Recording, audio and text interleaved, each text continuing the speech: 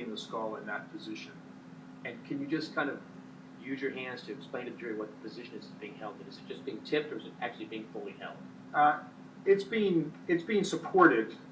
It looks like the back of the skull, the very back of the skull may still be resting on the bottom of the paper bag, but the top of the skull is being held up so that the face part of the skull would be perpendicular to the camera. The hands appear to be sort of on the sides and slightly behind the skull. Correct. Sort of Cradling it the up. head. This time you have to move down to States Exhibit CR. What it says defense? I have no objection, Your Honor. You received evidence, you may want to clear the screen and ask circle. Oh, thank you, sir.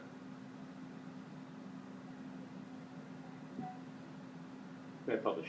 You may publish. All right, so explain to here again what we're looking at in this photograph. Well, again, we're looking at the skull face on. It's oriented on its side, so that the top of the head is on the left side of the picture, and you can see the eye sockets, the orbits. And then the next thing you see is the hair that's covering the skull to the. Let me hold Right for a here. second. Can we rotate this picture so that it's oriented better? Okay, I think Yeah, that's a little easier bit. for us to work with. Go ahead. So you can see that the hair here is partially covering the orbits or the eye sockets. That's the same hair that we saw that we will see underneath the skull and behind the skull, and then right below that is the tape. Now, this part of the tape here, obviously we're not seeing this in 3 dimensions. Is that a flap of tape that's separate from this part, like it's flapping back? Or can you tell what that is? The pieces of tape were attached to each other. They weren't loose. How many they were not pieces? separate. How many pieces of tape were there? I don't know. I don't recall how many separate pieces. I think 3. But it was more than one. But I did not separate them. Yes, it appeared to be more than one. All right. Thank you. Let's go on to the next photograph. It would be CS, clear limitations. Now, do you recognize CS for identification? I do. Is this a photograph of the same skull from a different angle? It is. This time, and it just fairly accurately depicts the appearance of the skull. It does. This time you have moved evidence states that it's CS for identification. You received evidence, the state's numbered. May I publish? You may publish. Now, what is the angle of this, or how is this photograph taken? The skull has been tilted so that the bottom now is upward toward the camera, and it's a little bit difficult to orient. But if you look here, this is the bottom of the jawbone or the mandible. It would be this area. So you're looking up from this direction, and then in the front here is a portion of the tape, and then the rest of this, all around the base of the skull or the bottom of the skull, is the hair, along with the what appear to be plant roots and pieces of leaves. Now, when the skull is tilted, as it is in this photograph, does the mandible stay in place? It does. Is that at all unusual? It is. Tell the jury why it's unusual.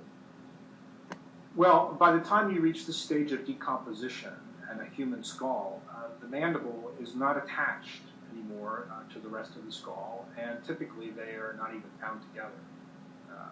If the skull is moved, which happens frequently because it is round and it will roll to some extent, the mandible is usually left behind at some point. In this case, it's still attached because of this hair mat, which has these ingrown plant material, which is giving it a level of consistency which is holding the bones together.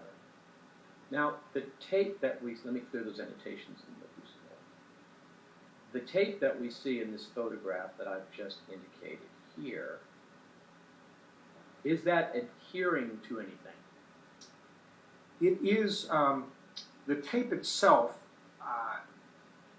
was no longer adhesive as a tape would be if you were to pull it off of the spool. But there were still stuck to it in the corners small portions of the hair, and part of the tape, which is partially a fabric, was attached to that hair and had also slightly attached to the mandible itself. Now, you said it wasn't adherent, it wasn't sticky anymore, That's correct. but yet it was still hair, and you said part of the mandible stuck to it. And so, Yes, I think actually it was part of the fabric from the tape that was stuck to the mandible rather than the tape itself.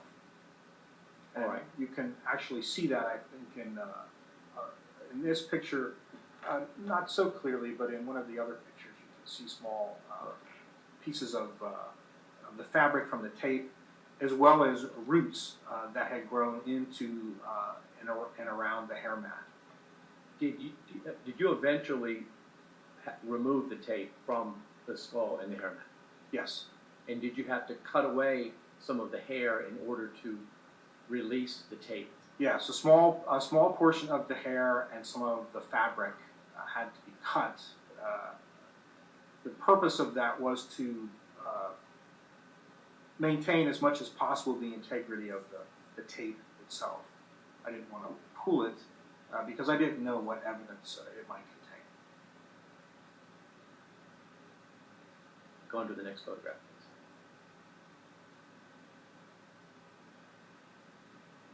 This would be CT for identification. Did you recognize this, sir? I do. Is this a photograph, another photograph of the skull with the mandible removed and the tape removed? It is. Does this fairly and accurately depict the appearance of what the photograph shows? It does. It's time you move down to State's Exhibit CT.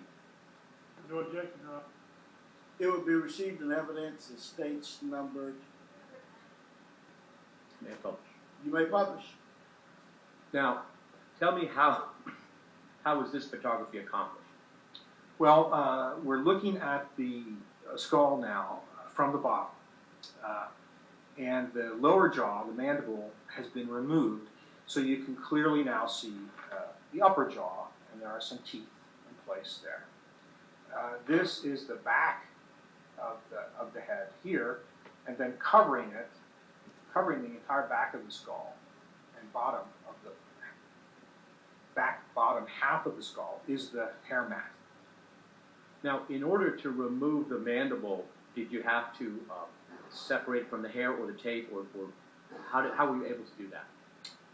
Once I removed the tape, and teased apart the hair, the mandible was easily removed. You mentioned a few minutes ago how unusual it was to find the mandible with the skull. In situations where you've had skeletal remains found above ground, not buried, but above ground, in your experience, have you ever seen a situation where the mandible was found with the skull? I have not.